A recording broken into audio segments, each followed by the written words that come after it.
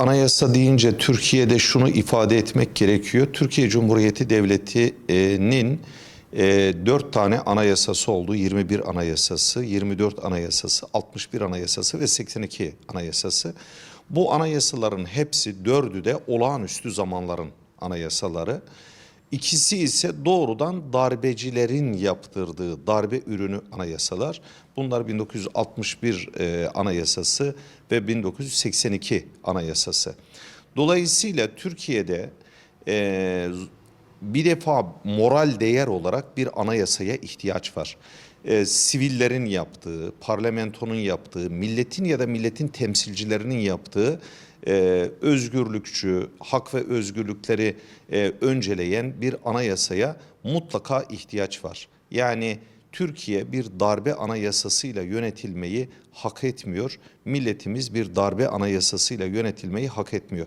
Bu bakımdan Türkiye'de mutlaka bir anayasa değişikliği, anayasanın toptan değiştirilmesi, yani yeni bir anayasa yapılması gerekiyor.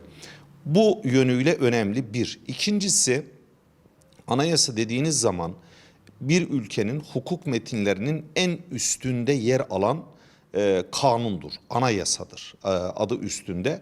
Bu neyi ifade ediyor? Şunu ifade ediyor. Esasen bütün kanunları, hatta bütün mevzuatı, işte tüzüğü, yönetmeliği vesaire şekillendiren bir metindir. Yani uygulayıcılar diğer mevzuatı anayasaya göre yorumlarlar.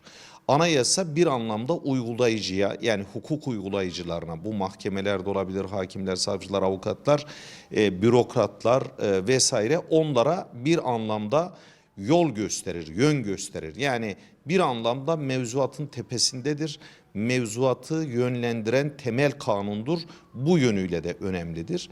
Bir başka açıdan anayasa devletin organlarını kurar ve şekillendirir. İşte devletin mesela 3 temel erki olan yasama, yürütme, yargı anayasada belirlenir ve şekillendirilir. Ve devletin bu önemli organlarının arasındaki ilişkileri de anayasa düzenler.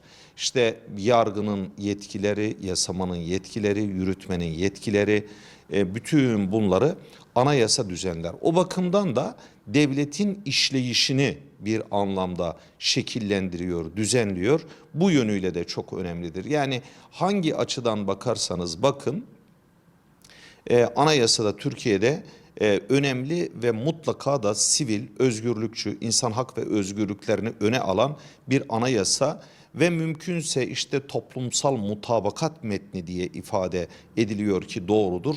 Böyle de olması lazım. Anayasaya bakan bir insanın evet bu benim anayasam diyebileceği kapsayıcı, kuşatıcı, dediğim gibi hak ve özgürlükleri öne alan, insana değer veren bir temel kanun olarak Türkiye'de anayasaya zorunlu bir ihtiyaç var diye ifade edebiliriz. Şimdi biraz önce ifade ettim, anayasaya baktığı zaman bir kişi evet bu benim anayasam diyebilmeli, bu kadar kuşatıcı olması lazım. Şimdi bu kadar kuşatıcı anayasa yapacaksanız bunun mutlaka kısa bir anayasa olması lazım ve temel bir metin olması lazım. Uzun kanun gibi bir anayasa yapmaya kalkarsanız orada farklı görüşler, işte birbirine zıt görüşler, bu olmasın, ben bunu kabul etmem denilecek birçok şey ortaya çıkacaktır. Dolayısıyla dünya üzerinde baktığımız zaman, anayasacılık tarihine de baktığımız zaman anayasaları bu yönüyle ikiye ayırabiliriz. Bir, işte uzun anayasalar, birçok şeyi kanun gibi düzenleyen anayasalar, bir de kısa temel metinler.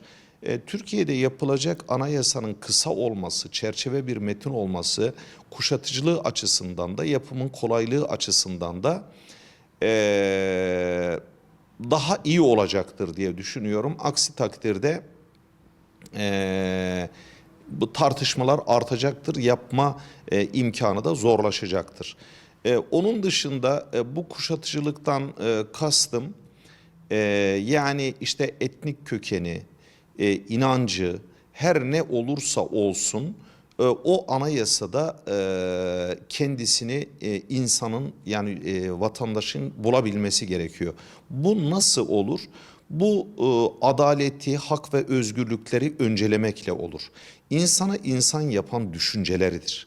Siz insanın düşüncelerini, fikirlerini yasaklarsanız onu kendisi olmaktan çıkarırsınız. Dolayısıyla anayasanın bu yönüyle baktığımız zaman görevi yapacağı şey vatandaşların hak ve özgürlüklerini güvence altına almaktır. Yoksa onların ifadelerini, düşüncelerini sınırlamak, yasaklamak değildir, olmamalıdır.